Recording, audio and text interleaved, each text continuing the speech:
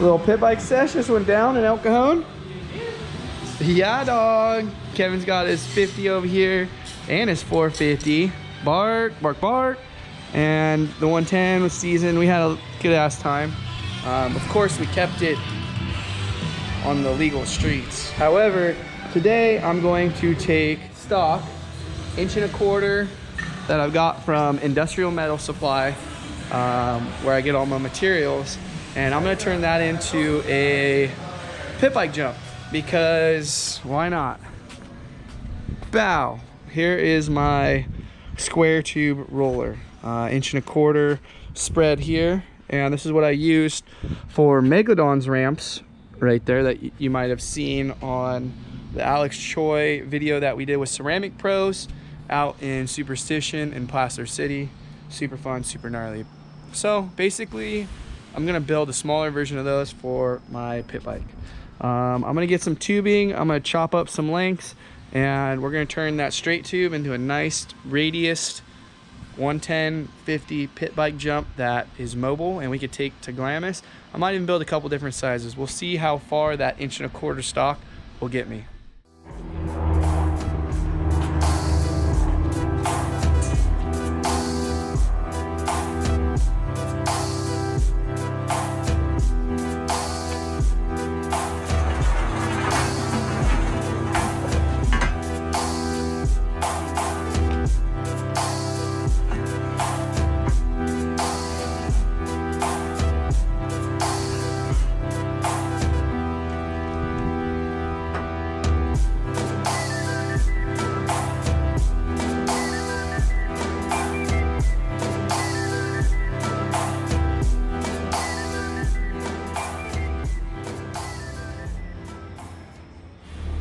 Boom. Got both bent up, and this is the shape I'm looking at. I like it. It's got a nice smooth transition coming into it. I think I'm gonna make it adjustable with telescoping legs. This thing was seized up beyond imaginable, but this penetrant lube from Maximum loosened her up. I should have worn my gloves or brought them out here, my 2-in-2 gloves, but I didn't, so I'm an idiot. I'm gonna slice this off and then start laying out some of the other structure, very similar to those big boys. And I think the adjustability is gonna be the cat's meow, I'd like to say. Because I have a feeling like there's gonna be times where we're gonna want a much bigger jump than something that's 3.5 foot tall. That's why I made it as long as I did, to where if we go up high with it, we don't lose some of that transition and just run into a wall. So we're gonna make this friendly for Kevin's 50, friendly for me, friendly for other people. Figuring out a little bit of the X bracing on there so the thing doesn't want to teeter-totter side to side. That might be challenging, but I think we'll get it. I think we'll be all right. Let's start making some other pieces for these girls. I just cut all my side-to-side pieces on the chop saw. We have a automatic stop on our chop saw. Bink. That's adjustable. Thing works rad. Just slide that thing in. Boom, yank her out. Obviously it takes a couple hands, but that's your automatic chop chop. So now I'm going to take these and deburr them. Just like so. And I should probably put some safety glasses on. So I'm gonna do that next. Deburr all of these and then start laying out the foundation and the floor for this thing. I'm not gonna lie, today I've been doing a horrible job with keeping you guys updated on the ramp. Yep, but so last night I used the right CNC and I plasmaed out a bunch of tabs, as you can see here. Boom. And I got all my centerpieces in using all my clamps on the table, etc., etc. And what I decided to do was make it to where I have a hinge bolt here at the very front of the ramp, and then the bottom frame runs on the outside of the ramp. Now you can see where I put my tabs at. Boom, tacked them in there. I got 1.5 inches. That's going over my 1.25 inches. And check this out.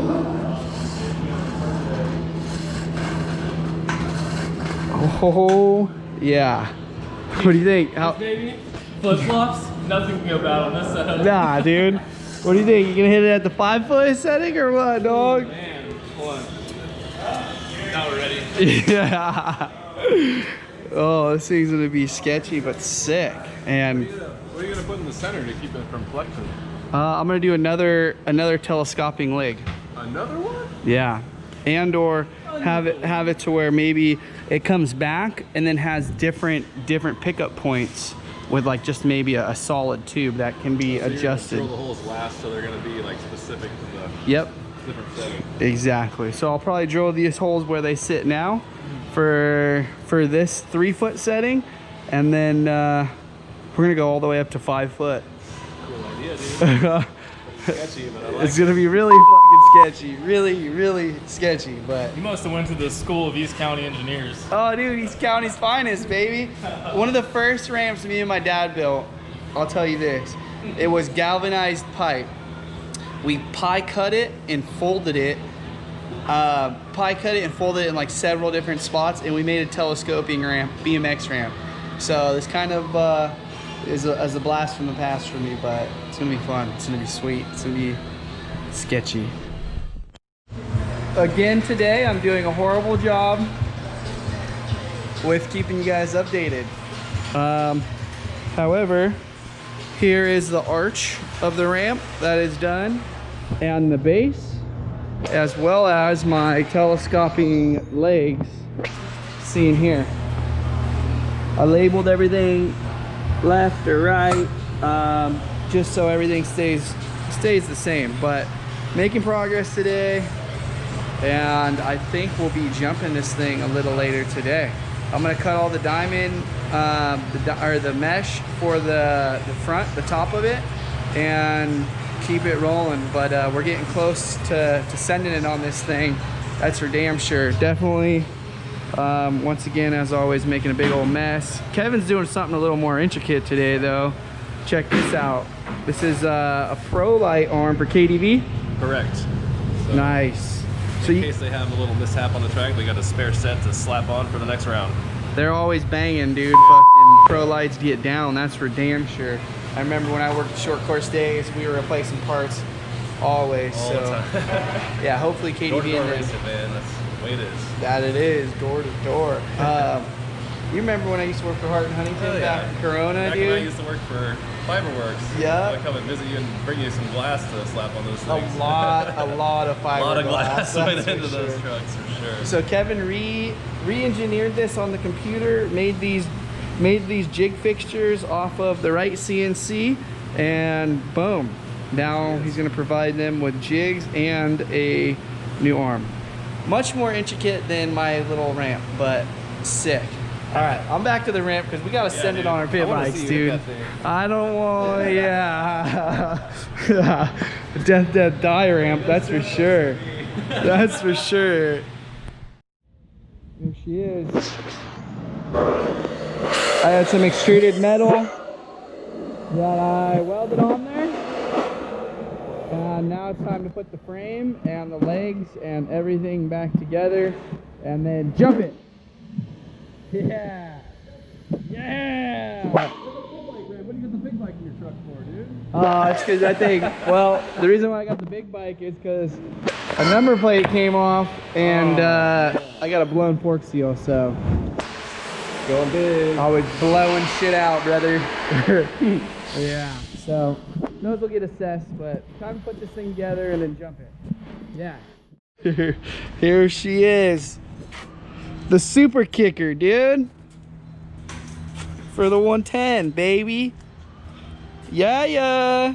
Hey, Tim, come jump on this thing, dude. No. Just come on. I need someone with a little extra weight. Oh, thanks, dude. You're not calling you fat. I'm just calling you big bone, brother. Okay, I'm gonna go off. What do you think? I think it's plenty good. Plenty, huh, baby? Yeah. So, as you can Ready see, for backflip. telescoping. You going big, or should we start out small? think you need to start out with backflips. Yeah, just go straight to the backflip? Yeah. Okay. Yeah. I would. Today's not the day. Today's not the day. I gotta find a landing though. I need to makeshift a landing, but everything's tabbed out and welded and blended, and this thing ideally should, like it did prior to welding it, you could adjust it in multiple different bolt holes here, locations on the inner tube, and also on the inner tube on the back with the strut, that bar that goes across it. I went this direction, that way it's less likely for stuff to get up in the male female slip right there. And yeah, so this is it. This is gonna be the new Camp Ripper, and I'm excited to jump it. There's a spot I have set up over here after hours where once these guys leave, I shall be taking this thing and setting it up and jumping some shit over there. Until they leave though, that's not gonna happen because I don't want to burn out the spot. So I got some other shit I'm gonna work on later today. I'll jump this thing, we'll put this video together, and we'll have a little mini kicker. I like it. I like it.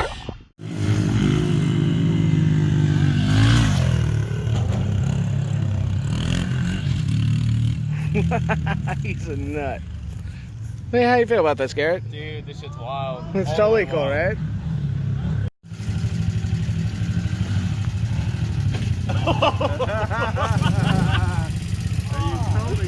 Nailed it. Nailed it. Nailed it. Nailed it. What the fuck?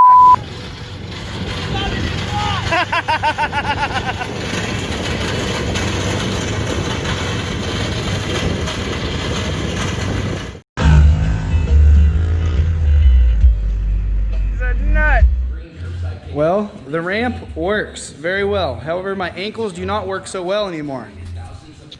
You did good, little girl. You did good. You did really good.